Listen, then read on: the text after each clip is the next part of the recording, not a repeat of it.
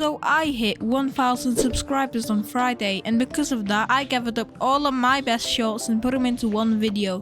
This is the best pickaxe in Terraria, and no, it's not these, it is the laser drill, and yes, I have tested it to the other pickaxes, and you can get it from the Martian Madness event, but it is a 0.13% chance to get it, but it has more range and it has more pickaxe power, so this is why. What is the most useless item in Terraria? And you might think it's seaweed or an old shoe we get from fishing, but it's not, because it can actually be used in the Extractinator. Well, what if there was a thing that had absolutely no use? Well, there is, and it is coal, and it's a thing that's dropped by presence in pre-hard mode or hard mode, and it's a 3.33% chance to get it in pre-hard mode and a 3.11% chance to get it in hard mode. And yes, it literally has no use at all. You can't even throw it. So did you know? All the boomerangs in Terraria. So first we have the wooden boomerang, enchanted boomerang, shroomerang, ice boomerang, trimerang, fruitcake chakram, bloody machete, thorn chakram, combat wrench, flamerang, flying knife, bananarang, light disc, sergeant united shield, paladin's hammer, possessed hatchet. And this is how to get the celestial starboard in Terraria. To get this, you'll have to be in expert mode or higher, and this is a late game accessory. So the main point of this video is how to get the celestial starboard, and all you have to do is kill Moonlord. And because this is expert mode or higher, he'll drop the treasure bag, which will guarantee to drop the celestial starboard. And are these the most useless weapons in Terraria? Now there is some useless weapons in Terraria, like the ruler, but that can also be used for something else. These weapons I'm talking about have very bad damage and range, and you'll probably have a better weapon at the time. And the weapons I'm talking about are the short swords. These weapons are so awful, except from the copper one. So this is how to fly infinitely in Terraria, and for this you'll have to be in expert mode or higher, and you'll also have to be in hard mode and late hard mode. Then you have to kill Empress Light at day or at night. Then she'll drop the treasure bag, which will drop the soaring insignia, which will grant infinite wing and infinite flight from boots. Make sure you subscribe so you don't miss out on any videos. And also how to spot a mimic in Terraria. Mimics can disguise good as chests, which can end up killing you, but if you want to prevent this from happening, you can use this simple trick. If you see a real chest, you'll be able to tell it's real because it's sitting on the right place, but if you see a mimic, you can tell it's a mimic because it's not sitting right on the edge of the blocks, unlike a normal chest. So this is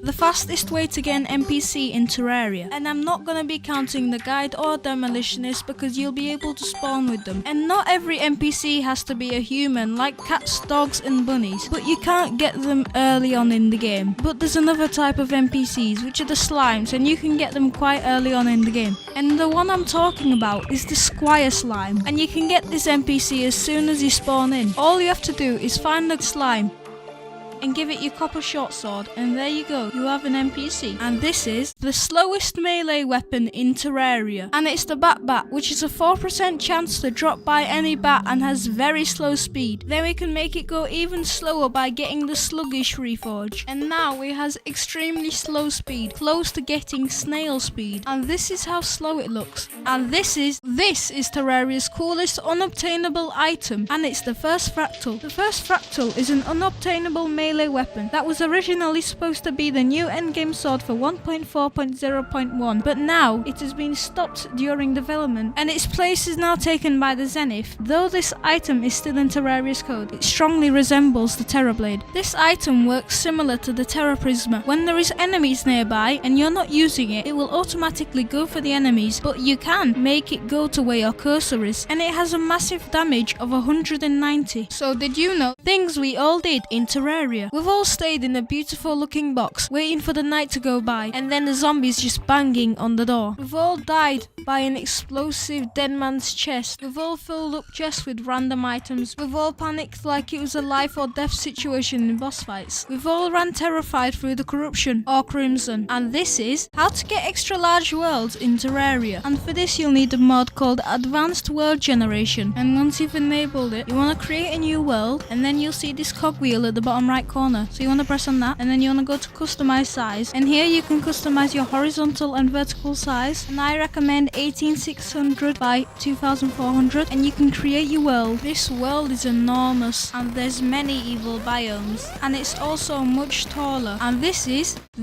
the most amount of beehives you can get into a Terraria world. So the average amount of beehives in a small or medium world is 6 to 8, but in large worlds you can get up to an amount of 16 beehives, and the amount of beehives in a large world are usually 11 up to 16. So did you know this mod gives you more fascinating pylons? This mod is called Extra Pylons, so you want to enable that. This mod has many pylons, and not only with many pylons, it also has a pylon activator, and basically what it does is lets you place a pylon without 2 NPCs nearby, and it lets you use it. And it even has a book called the Pylon Area, which when you use it, it can show you all the pylons and it also tells you the facts about them. So did you know? Terraria tips and tricks that you need to know. When planting acorns, make sure to use the smart cursor. In doing so, it will place the acorns far apart from each other so they have enough room to grow into a tree. Like this one will only grow one because it's right next to a different one. If you haven't unlocked torch swap, don't worry about placing the normal torches in the different biomes, because when you unlock torch swap, those torches will actually turn into the biome torches. Before the 1.4.4 update, smashing altars used to spread the evil biome blocks, but now it doesn't, so you can just break as many as you want and even get some more ore from that. And these are one of the most helpful mods in Terraria. This mod is called Auto Reforge, so once you've found it and downloaded it, you want to enable it. And now that you've joined back into your world, you want to head over to the Goblin Tinkerer and open the Reforge menu. Now you'll see here it looks different to the default Reforge menu, and now all you have to do is get your item and place it in this little box over here. And now you can pick any Reforge you want, so obviously I'm going to go with Unreal because it's the best for ranged weapons. I press the Reforge button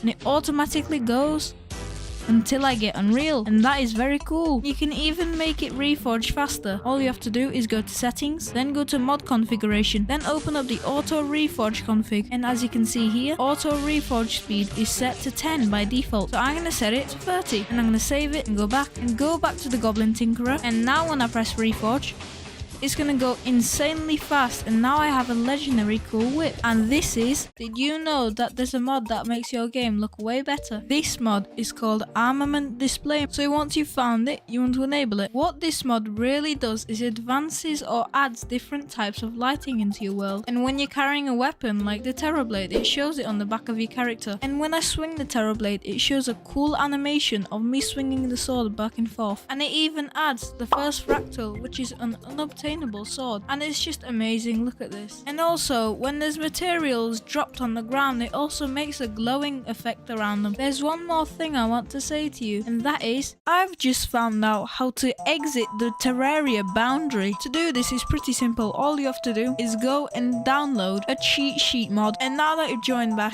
just go to the controls menu and then go down to the mod controls where you see the cheat sheet and the cheat extensions. So all you have to enable here is the cursor teleport, so I've put my keybinder's T. And now to get this to work, you just want to open the cheat sheet hotbar and then press the show mod extensions cheat, and then here you see the Rod of Discord and it says enable cursor teleport, so you want to enable that. And now when I press T with my cursor, it teleports me there, and it even works on the map as well. And you can zoom out a little just to teleport even further. So I'm at the edge of the world now, and if I open the map, zoom out and spam T, it gets me out and crashes my game. And there's mobs in Terraria that don't drop money. So there's 9 of them, and they are Martian Probe, Tesla Turret, this one doesn't really matter because it's built by the Martian engineer, Flying Dutchman, everything from Celestial Pillars, Tortured Soul, Martian Saucer, Martian Walker, statue spawned enemies, and NPCs. So did you know? Also, I made a Discord server, so if you want to join it, the link is down in the description. Thank you everyone for watching, and I'll see you in the next video.